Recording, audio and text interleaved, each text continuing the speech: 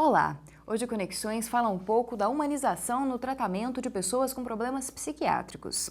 Se antes a maior parte delas ia para os manicômios, hoje o tratamento é feito de forma multidisciplinar e que permite o convívio social e familiar. Isso tudo por causa da luta antimanicomial. E para falar um pouco mais sobre esse assunto, nós trouxemos ao estúdio do Conexões a psicóloga Heloísa Massanaro e também o psiquiatra Mauro Elias Mendonça. Bom, mas antes de começarmos a discussão com eles, você confere agora uma matéria especial que fala um pouco mais sobre o tratamento de pessoas com problemas psicológicos. Dona Manuelina passou por momentos difíceis há cerca de 11 anos. Por causa de problemas familiares, ela entrou em depressão. Quando eu era casada, meu marido bebia demais, né? E aí eu fui ficando cansada da vida, cansada daquilo. E fui ficando com vontade de não viver mais, queria morrer. Aí eu mesma fui no CAIS. Aí eu consultei e o médico me mandou lá para o núcleo, né? Aí lá o médico falou para mim, não queria me internar, mas como eu estava cansada da vida de casa, do marido bebendo todo dia, e eu preferi internar. Aí eu pedi, falei pro médico, falei, se o senhor não me internar, eu para casa eu não volto. Assim como ela, pelo menos 23 milhões de pessoas sofrem de problemas psicológicos no Brasil. Mas as internações têm se tornado coisa do passado. Desde os anos 60, com a luta antimanicomial, o lugar de pessoas que precisam de tratamentos psiquiátricos não é mais os manicômios, e sim no meio do convívio social. Essa comemoração do dia 18 de maio significa para a gente um passo importante na atenção a essas pessoas, porque redireciona todo o modelo que antes era centrado no hospital, no manicômio, para os atendimentos centrados em unidades que chamamos de comunitária, unidade que está próxima às casas dessas pessoas e de porta aberta, ou seja, sem a internação, sem a segregação e buscando-se o vínculo para o melhor tratamento desses usuários. Os pacientes só são internados em casos de crises graves. Hoje nós temos toda uma rede que atende as pessoas com transtorno mental. Vai desde a atenção básica até o CAPS, que é uma atenção especializada, que é um centro de atenção psicossocial, onde nós temos toda uma equipe multiprofissional que faz um atendimento integral e contínuo do usuário. Então tem um atendimento médico, mas também tem como psicólogo, assistente social, terapeuta ocupacional, visando a reinserção dessas pessoas à comunidade. Dona Manuelina, que agora recebe tratamento em um CAPS, demonstra o quanto a atenção especial aos pacientes é importante. O que me fez assim, me sentir bem é o teatro, né? No teatro é alegre, leva a gente assim para cima. E, então eu me sinto muito bem lá. Eu nasci de novo. Nasci de novo, graças a Deus. No próximo bloco, você confere o debate com a psicóloga Heloísa Massanaro e também com o psiquiatra Mauro Elias Mendonça, que vão falar sobre as décadas da luta antimanicomial. Esse movimento que tenta humanizar o atendimento a pessoas que sofrem com transtornos psiquiátricos. Não saia daí!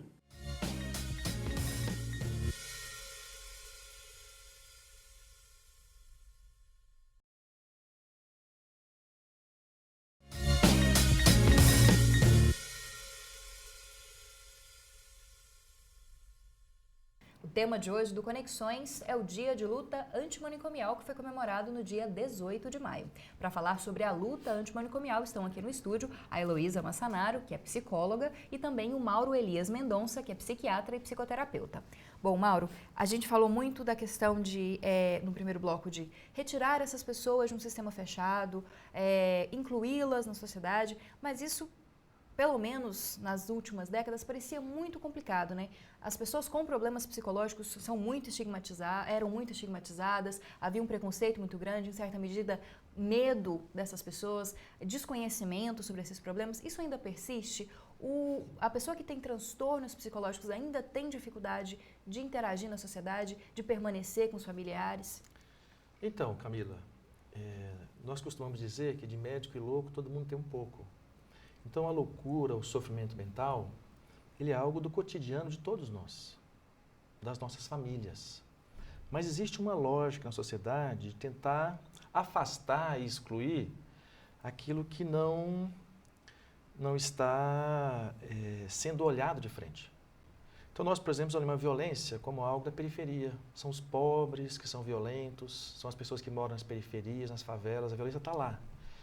Nós sabemos que a violência está dentro de cada família, em níveis diferentes de complexidade, e que ela tem algo a ver com todo o sistema com o que nós organizamos a sociedade inteira. Assim também tem a ver a questão do sofrimento mental. Ele faz parte de todos nós. Então houve, historicamente, momentos em que se construiu uma lógica entre a sociedade, entre o Estado, de excluir aquilo que não poderia ser visto, de limpar a cidade, sanear a cidade. Nós construímos lugares para isolar os tuberculosos, isolar os rancenianos e isolar os loucos, como se a loucura fosse algo que não pertencesse à sociedade. Então, quando nós propomos desconstruir essa lógica, eu, por exemplo, tive em Trieste, que é uma cidade da Itália, que fez um grande movimento de reforma psiquiátrica, e é muito bonito quando se chega lá e pergunta para um cidadão comum, onde é que é o manicômio aqui? Qualquer cidadão para te dar uma aula. Não, aqui nós somos a primeira cidade do mundo que desconstruiu o manicômio. Nós não temos manicômio. Nós temos serviço de ajuda, serviço de saúde mental, serviço de cuidado. Então, é difícil desconstruir uma lógica. Parte dela tem a ver com construir espaços físicos, para que as pessoas saiam do espaço prisional que é o manicômio, que é o hospital psiquiátrico. Parte da reforma tem a ver com o espaço físico. Mas a parte mais importante da reforma é a reforma íntima em cada um de nós, de aprender a encarar suas dores mentais, suas dores emocionais, e as dores emocionais, porque uma pessoa que tem um surto psiquiátrico tem, como algo que nos é familiar. Não algo que nos é estranho e que precise se tornar algo alienado, como se fosse um alienígena, alguém que não pertence à sociedade. Então, desconstruir essa lógica tem a ver com todos nós. Porque seja violência, seja loucura, está dentro de cada um de nós e está dentro de todas as nossas famílias. Como, então, desconstruir essa lógica na sociedade como um todo, entre os profissionais de saúde, com apoio do Estado, para nós, então, construirmos um novo modelo, uma nova forma de abordar algo que é muito sofrido. Então, não é negar que a loucura existe e que ela não precisa de cuidado, mas é oferecer um cuidado que realmente vai cuidar. Imagina... A gente costuma dizer assim, se você surta numa cidade grande, você tem ainda uma chance de parar no manicômio, porque eles não existem. Ainda que maquiado, disfarçado, com mais fiscalização. Se você surta no Tibete, você vai para um mosteiro budista. Se você surta numa tribo indígena, você vai ser iniciado a pagelância, vai ser um pajé, um xamã. O fenômeno é universal. A forma com que a sociedade lida com esse fenômeno, aceita, encara e ajuda a atravessar essa crise, é que é muito diferente. Então nós estamos em um momento histórico de desconstrução de uma lógica para construir uma nova lógica. E toda mudança, ela tem resistências. Toda resistência em nós é medo. Então o medo pessoal, o medo familiar, as pessoas têm medo de encarar a loucura, elas querem tomar um remédio que resolva na hora. As famílias querem uma solução mágica. A sociedade quer uma solução mágica. E é claro também que por trás de tudo isso tem interesses econômicos, interesses políticos, interesses ideológicos, porque a indústria da loucura ainda ganha muito dinheiro. Até os anos 80 ganhava mais fácil, porque nós tínhamos manicômios com 6 mil, 8 mil, 10 mil pessoas, com 2 médicos. Então o paciente tinha sorte se ele visse o seu médico uma vez por ano. Isso principalmente para os pobres. Mas as pessoas que têm condições financeiras tinham o seu tratamento, a sua terapia, em condições bem diferentes. Então, acho que é oferecer o que há de melhor para todo mundo, de maneira crítica, reflexiva e construir historicamente juntos. Você concorda, Heloísa? Como é que fazer essa interação entre o paciente, o médico, a família? Fundamental, né? E nesse sistema fechado, inviabiliza, porque distancia a família, né? Então, a gente diz muito aí dentro do movimento, né? Trancar não é tratar, porque o trancar por si só distancia da família e da sociedade. E a participação da família, ela é fundamental, né? Então, o apoio da família, a presença da família, a participação na vida social, manter os seus direitos, né, a sua cidadania, quer dizer, circular, ir para a escola quando ainda é possível, ou manter algum tipo de trabalho, né, utilizar as demais políticas públicas, não só a saúde, mas assistência social, o transporte, né, circular pela cidade, é importante para o bem-estar da pessoa. Como o Mauro colocou, e eu concordo plenamente, quer dizer, a gente entende que surtar, ela tem conotações diferentes dentro de cada cultura, né?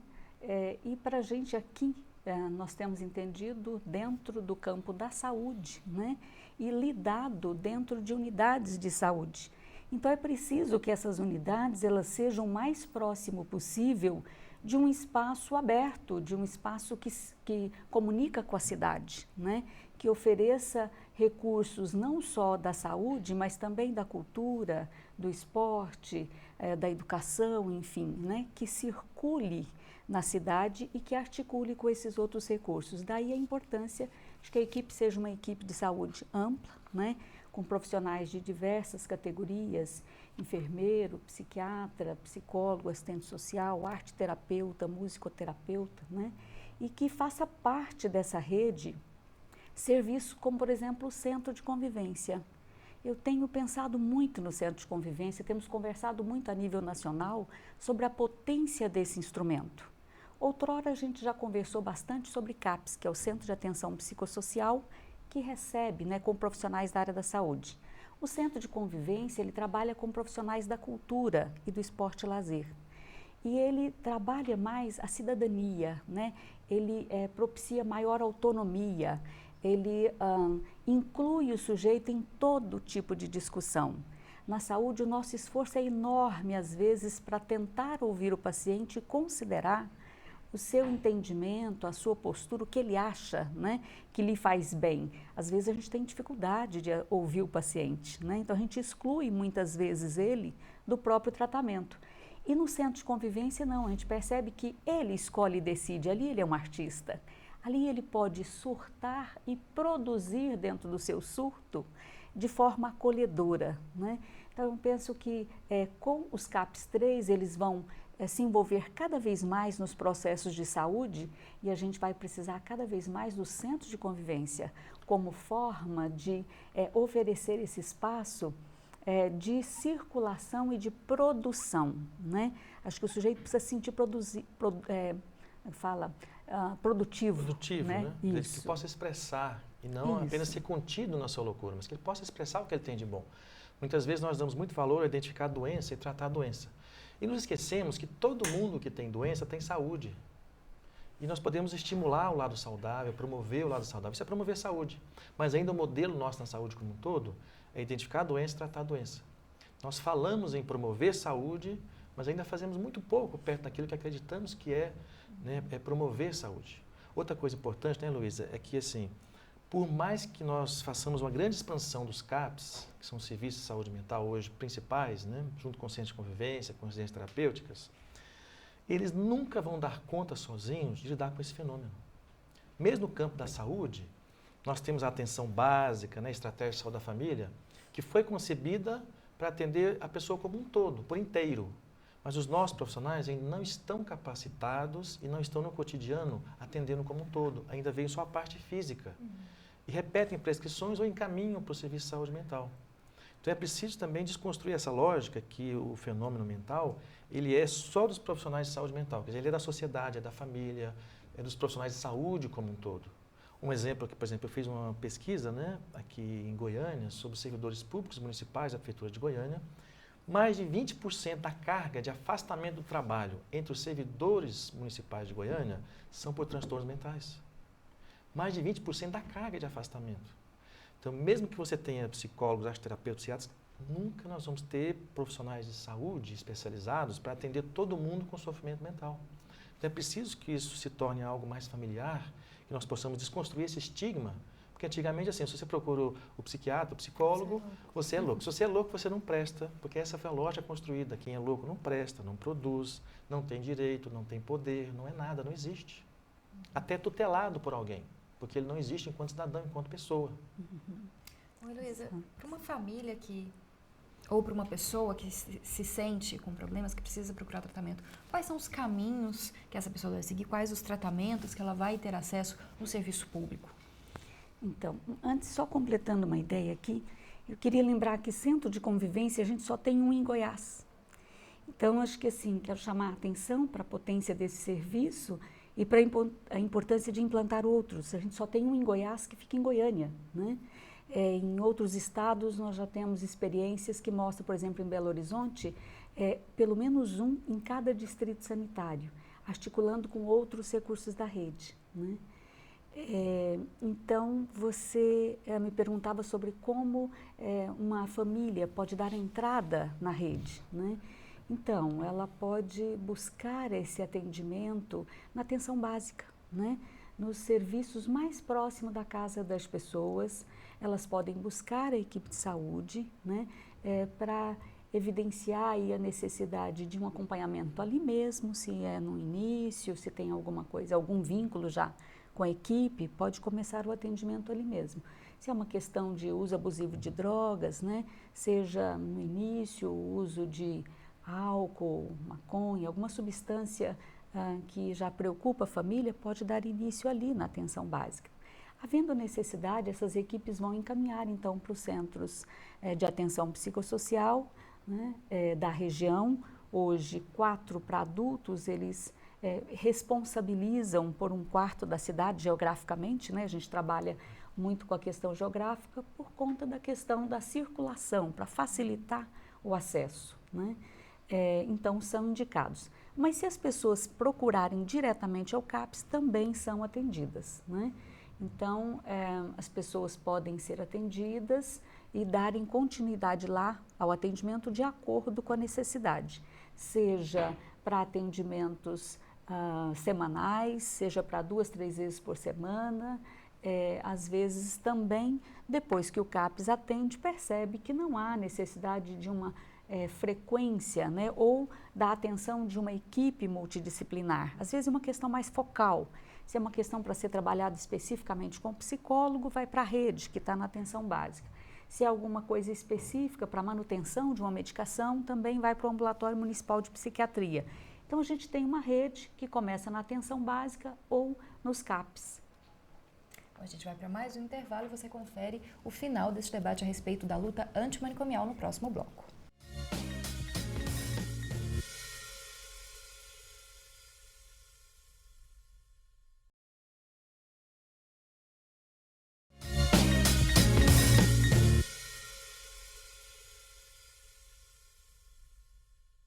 Estamos de volta com o último bloco do Conexões, que hoje fala um pouco sobre a luta antimanicomial e também sobre saúde mental. Quem está aqui para falar sobre esse assunto é a Heloísa Massanaro, que é psicóloga, e também o Mauro Elias Mendonça, que é psiquiatra e psicoterapeuta.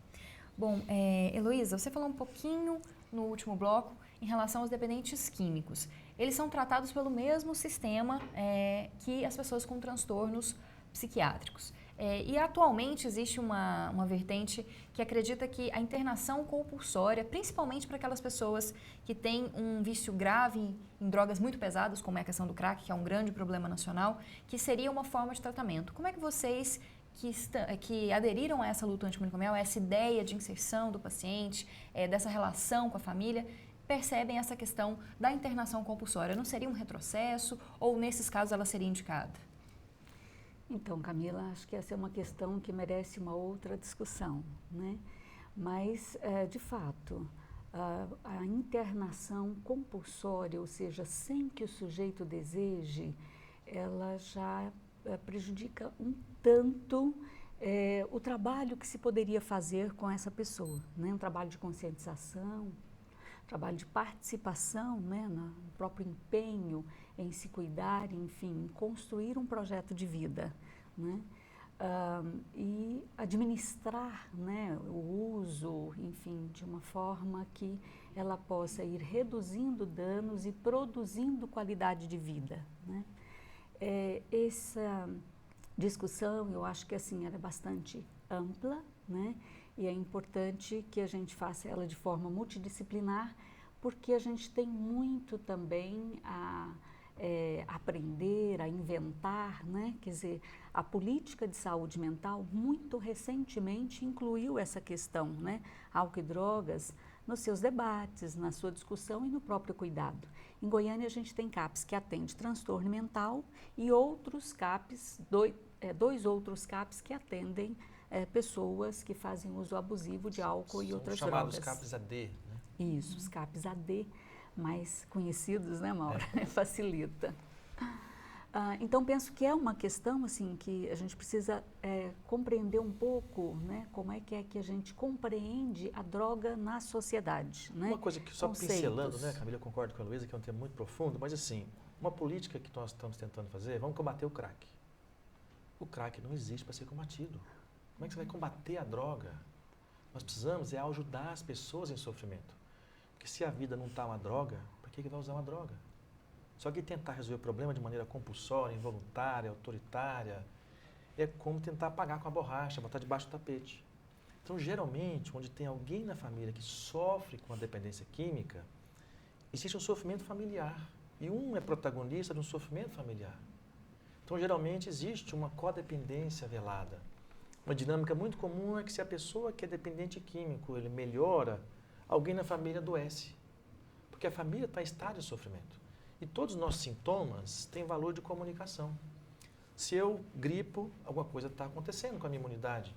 Se eu tenho uma dor de estômago, alguma coisa está acontecendo. Se eu tenho uma depressão, se eu tenho uma ansiedade generalizada, se eu entro em crise de pânico, alguma coisa está acontecendo comigo. Mas existe uma lógica apoiada pela indústria farmacêutica de que é possível resolver todos os males medicalizando. Abortando o sintoma, abortando a crise, abortando o surto. E toda crise, mesmo amparada com medicamento, com cirurgia, toda crise é uma oportunidade de mudança. Nós podemos ver só o lado negativo da crise ou ver que a crise nos dá uma chance de parar. Se nós não paramos para mudar, a vida geralmente nos para. Nos para com a crise mental, com a crise física, com a crise no relacionamento, no casamento, na família. Então, todas as crises, sejam elas bio, psicossociais, ou psicológicas, biológicas e relacionais, elas são oportunidades de mudança. Quem não quer mudar, que geralmente é quem tem muito medo de mudar, vai tentar abortar a crise, seja a crise social. Então, tem uma crise social, vamos oferecer então algumas benesses para acalmar o público. Vamos dar uma bolsa disso, uma bolsa daquilo, uma bolsa daquilo, vamos acalmar o povo. Vamos dar alguma coisa para abortar a crise. Se tem uma crise mental, vamos dar logo aí um antidepressivo, um antipsicótico, vamos abortar a crise, não vamos olhar para a crise. Se tem uma crise de droga na família, vamos tentar rotular esse de louco da família, jogar ele lá para ele voltar curado. Se existe um culpado, seja o vírus, a bactéria, ou a pessoa, ou a droga, ou o crack, o resto é inocente.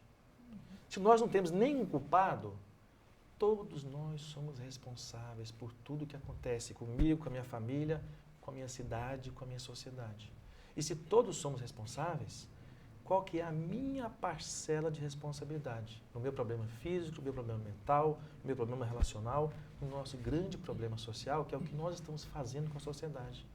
Que futuro nós estamos construindo para as nossas crianças. E hoje também é uma ideia que as pessoas têm que estar sempre felizes, né? Que a crise não é consentida em nenhum momento, você não pode ficar triste, ou se fica triste tem que ser curado rapidamente, não pode estar em luto. Vou te dar um exemplo.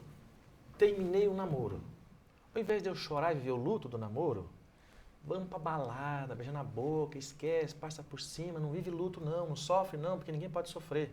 Então, Red Bull, toma qualquer coisa, álcool, cerveja, uísque, passa por cima, bola pra frente. E aí aquela a política droga, a droga oficial, a droga que paga imposto, pode, né? A droga, o e a álcool droga pode, mas que, a droga ilícita, a outra tem não muitas pode. coisas ainda que são moralistas, são preconceituosas. Eu costumo dizer, né, que no Rei Leão, que é o filme da Disney, que tem uma cena onde ele foge e esquece quem ele é. Ratuna batata, esqueça seus problemas, faz de conta que você nem é leão, que você nem existe, é outra vida. E chega alguém lá para cutucar ele, ei, quem é você? O que você está fazendo com a sua vida? Lembre-se de quem você é. Você se esqueceu de quem você é. Lembre-se de quem você é. Então, na essência, todos nós temos algo muito bom, mas que precisa ser facilitado e estimulado pela família, pelo trabalho, pela sociedade. E nós podemos nos perder. E aí nós precisamos de pessoas, sejam elas dentro ou fora da saúde, que nos ajudem a nos reencontrarmos, a sermos o melhor que nós podemos ser diante da realidade.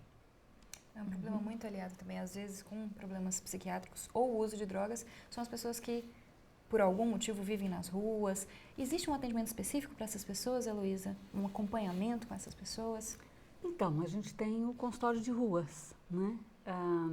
Então, uma equipe, né, circula a cidade num circuito previamente estudado, aí, como as regiões onde encontram, né, as pessoas, fazem essa abordagem e buscam, né, trabalhar a conscientização, a motivação e utilizar a rede, né? Então levam as pessoas até o serviço para que elas possam ter acesso, né? Isso tem sido muito interessante, tanto para a população como para os próprios trabalhadores das unidades, que vão aprendendo a receber também essas pessoas. Que com todas as dificuldades que nós temos em construir um novo modelo, tem tantas pessoas apaixonadas trabalhando na saúde mental, no consultório de rua, no centro de convivência, nos CAPs, na residência terapêutica. Então é bonito ver quantas pessoas, né, trabalham com amor, com dedicação, com carinho, e o quantas pessoas estão contribuindo para mudar essa lógica de encarar o sofrimento mental e o cuidado em saúde mental. Esse é um trabalho que reavivou, digamos assim, né, esse entusiasmo, essa potência, né, desses trabalhos e da discussão desses trabalhadores. Com certeza, assim, nos colocou diante, né, da questão humana propriamente, né, de estar diante de uma pessoa que precisa ali daquela atenção e que nos faz vencer os nossos preconceitos para estar ali naquele lugar e fazer com que essa rede funcione, né, atenda, cumpra o que ela de fato deve fazer. Bom, infelizmente, nosso tempo chegou ao fim, então queria agradecer muito a sua presença, Heloísa, por estar aqui para falar um pouquinho com a gente. Com certeza esse vai ser um tema que a gente vai debater outras vezes. Muito obrigada. Eu que agradeço, quero aproveitar para convidar a todos para participar do escrito de 20 anos de luta do Fórum Goiano de Saúde Mental. Basta acessar a página no Face, né, Fórum Goiano de Saúde Mental, e contribua. Obrigada também, Maurelias, pela presença. Eu que agradeço a minha presença, e já que a Heloísa falou no Fórum Goiano de Saúde Mental, eu quero só lembrar aqui uma pessoa muito querida no coração, que foi fundadora do Fórum Goiano de Saúde Mental, que é a companheira, a psicóloga Horaida, que foi uma pessoa que lutou o tempo que ela pôde para que o mundo fosse um lugar melhor para os excluídos. Tá certo. Bom, agora você confere o quadro Conexão Urbana com dicas de eventos culturais e acadêmicos para você.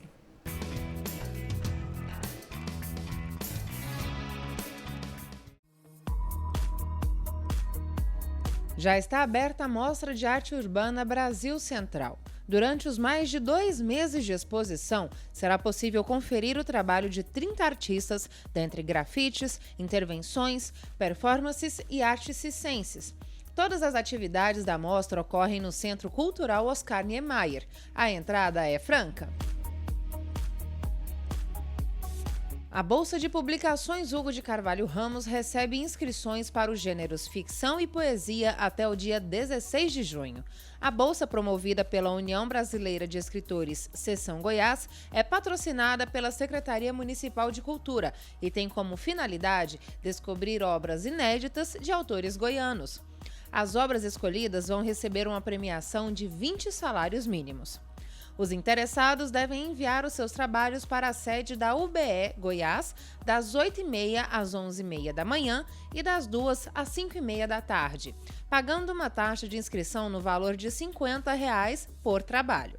O concorrente poderá participar com mais de um trabalho por modalidade. Confira o regulamento completo no site da UBE.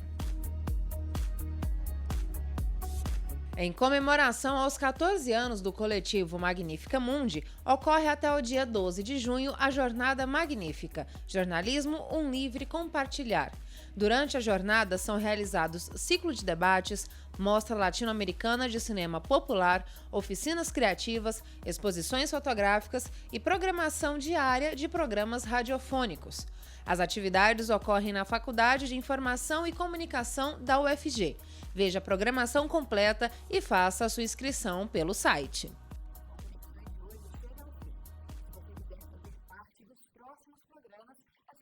sugestões de pauta, perguntas ou críticas para o e-mail ou então para as redes sociais.